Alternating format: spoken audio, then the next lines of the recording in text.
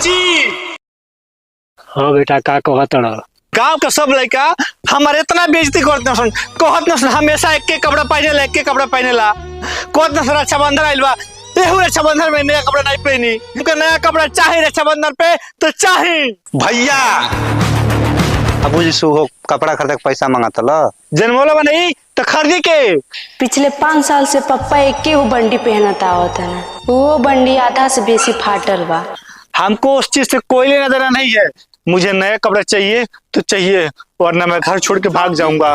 ठीक है बेटा, तक नया कपड़ा भी किन के आने। ठीक बा। बाबूजी तू कहाँ से किन के लइबा भैया का नया कपड़ा? कोनो बात नहीं खे बाबूजी, हमार बियाह तू 2 साल बाद करिया, पर एगो कपड़ा के चक्कर में भैया के रिश्ता के घर छोड़ के मत जाए दिया। मैनू होर नहीं कुछ चाहिदा, मेरी ता दुनिया तू